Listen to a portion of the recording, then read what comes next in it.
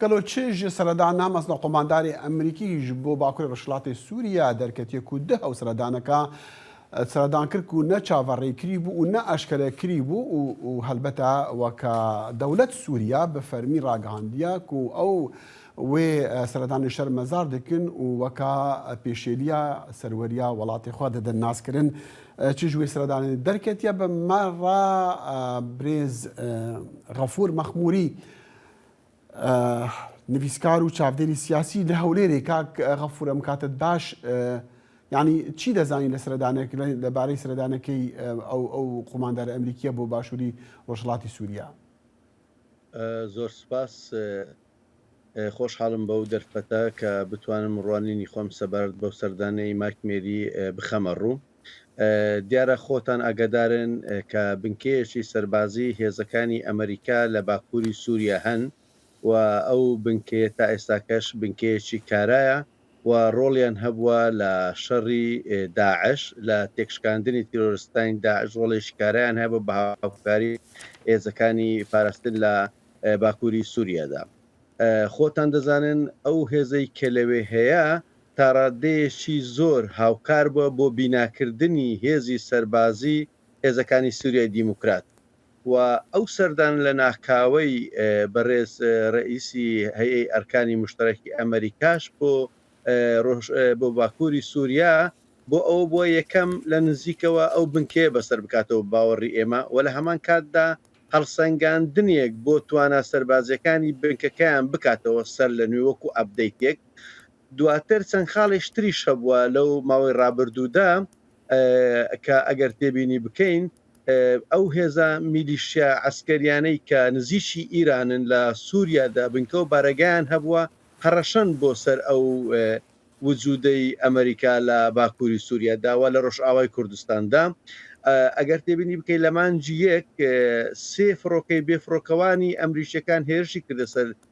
بنکە و تەواجدی ئەمریکیەکان لە ڕۆژئاوای کوردستان و توانیان ئەوان دوو فڕۆکەی بێفڕۆکەوان بخەن بەڵام فڕۆکەیەک نەخرا و لە مانجی ڕابردوو زارشتر ئەوە دووبارە بووە و ئەو فڕۆکە بەفڕۆکەوانش فڕۆکەوانی ئێرانین ئەوە یەک دووش لە هەمان کاتدا ئێستا گە تێبینی بکەین مەلەفی چەچینەوەوی ئێرانی زۆر پێشدا چووە ئەگەر لەو ماوەی ڕابردوودا ئێران پیتاندنی یۆرانیۆمی گەیاندە 1994 ئەگەر ڕوخسەت بدەی گەیاندیە 1994 و لە داهاتوو نزیکدا دەبێتە 1990 کەواتە دەتوانێتن چەکی ناوچی بەرهەم بێنێتن ئەمە پەیوەندی چییە بەو سەردانە پەیوەندی چێ بەو سەردانە ئەو پەیوەندی ئەوەیە کە ئەمنی ئیسرائیل بەنسبەت ئەمریکا زۆر گرنگە لە ناوچەکەدا ئەمریکا پارێزگاری لە ئەمنیەتی ئیسرائیل دەکاتن و بەشێک لە ئەمنیەتی خۆی دەزانێتن و بوونی ئەو هێز و میلیشیا و بنکە سەربازانەی ئێران کە غەیرە معلەن لە ناو سووریادا هەڕەشەن لەسەر ئەمنیەتی ئیسرائیل دووش ئەمریکا دەیەوێ لێرەوە کەناڵێک بە هەر شێوەیەک بکاتەوە لەگە سووریەکان بۆ ئەوەی ئەو هەوڵ بداتن لە ڕێی ئەو کەناڵە ڕۆڵی ئێران کەمتر بکاتەوە لە سووریا و لەگە سووریا بکەوێتە دانوستاندنێک بەڵام پارێزبوونی ئەمنیەتی ئیسرائیل ئەوە خاڵێک خاڵێکی ئەگەر تێبینی بکەیت بڵێ بە کوردی تکایە بۆ ئەوەی نپسیارمان هەیە لەو بارەوە ئەگەر بە کورتی بڵێ بڵێ خاڵێک تر باسکەی بەڵێ فەرموو دەمیست خاڵشتر باز بکەم مەسەلەی داعشیش تا ئێستاکە وەکو هەڕەشەک ماوە لە ناوچەکەدا و خەریکی خۆڕێخستنەوە هیچ ئاماژەیەک دەبینین کە داعش توانە ئێوەی هەبێ جارێکی تر پەلامارێکی وا بکاتن کە ببێ بەهۆی ئەوەی کە وەکو بڵێ سەرۆکی هێزا و بەشەکانی ئەمریکا بشتەوێن دەرێ و چاودێری ئەو ڕەوشە بکاتن خۆتان زان داعش بەردەوام لە خۆڕێخستنەوەدا بەردەوام هەوڵی ئەوەدا وەکو هێزێک خۆی بێتەوە و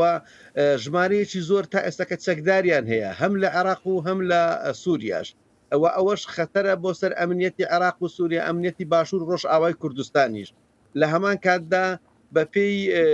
بەندی هەفتەم کە باز لە سلمی دووەلی دەکاتن داعش هەڕەشەی لەسەر سلمی دووەلیش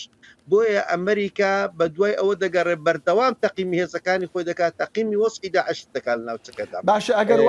ئەگەر وابێ خۆ 900 سەربازی هەیە لەو هەموو هەرێمە بە تایبەتی شەریمی ئەمە باسی باکووری ڕۆژهەڵاتی سووریا دەکەین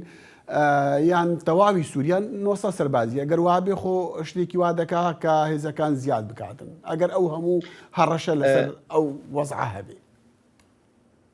ئەمریکا هێزەکانی بۆ زیاد ناکە. ئەمریکا هاوپەیمانە لەگەر هێزەکانی سووریا دیموکرات لەگەر قەسەدا ئەوان لەسەر ئەرس هەن. ئەوە یەک. ئەمریکا ئەو 900 سەربازەی کە لەوێن زیاتر